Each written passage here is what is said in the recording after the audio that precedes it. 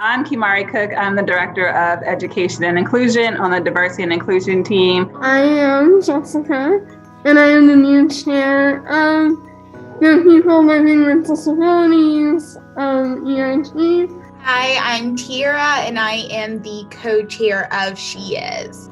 Richard Jordan. I am the chair of Venture Out, which is our LGBTQ plus ERG here at Red Ventures. Hi, I'm Brittany Dunlap, and I am the chair for the ERG, The Bridge. We are focusing on BILAP individuals, so Black, Indigenous, Latinos, Latina, Latinx, Asian, and Pacific Islanders. I really think it's important for you to feel that the place you spend most of your life, which is at work, is home.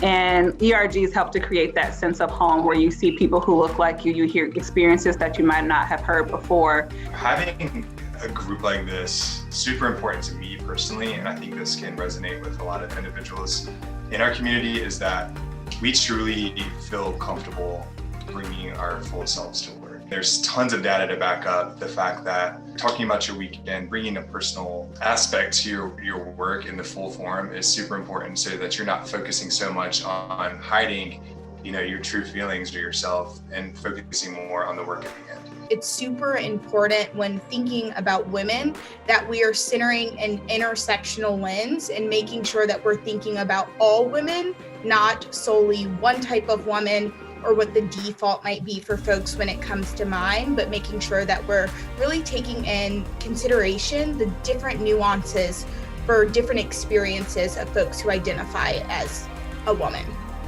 In all workplaces, there's an increased need to explicitly acknowledge that there are people among us with different abilities, of course also underrepresented populations. But I think when we create a safe space to elevate all members of society, and we're now putting kind of action where those words are. And I'm really excited to be a contributor to a safe place. Being an ally means that you might not actually identify with any one of those letters in BILAP. That might not be your identity, which is completely fine.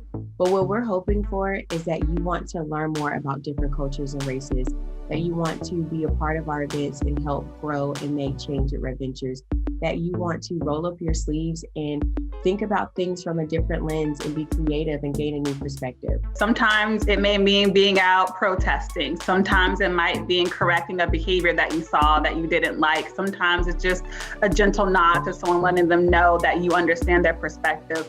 Allyship shows up in many different ways for many different people. There's no right way to do it.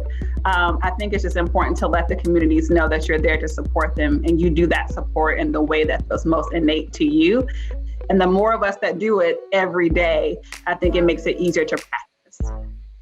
I think one of the things that we've realized is through our conversations and listening sessions and Slack channels is that microaggressions is not just something that's relevant to one ERG, even like historical aspects of how we've talked through the English language sometimes is offensive. And I think just making sure that people are aware.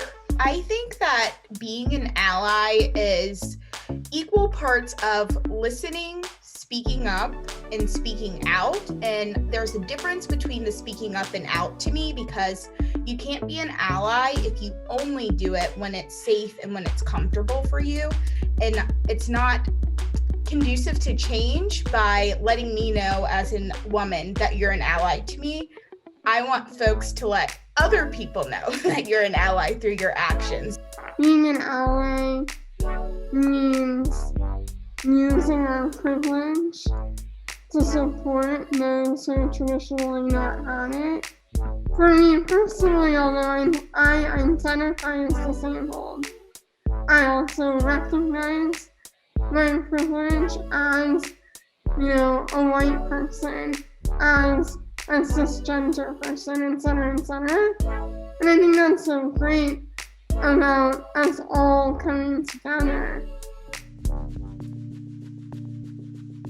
And so you're probably wondering, what can you do as an individual? And it's really simple. Does this event, does this message, does this meeting, does it have people that don't look like you? Are there people in the room whose voices aren't heard? Can you do something to help them be heard? Are there people that are invited to special events that all look the same? You can do more. I think it's very simple, just a simple question that you can ask yourself. Is this meeting, is this event, is this conversation all inclusive? If the answer is no, you have the power to change it.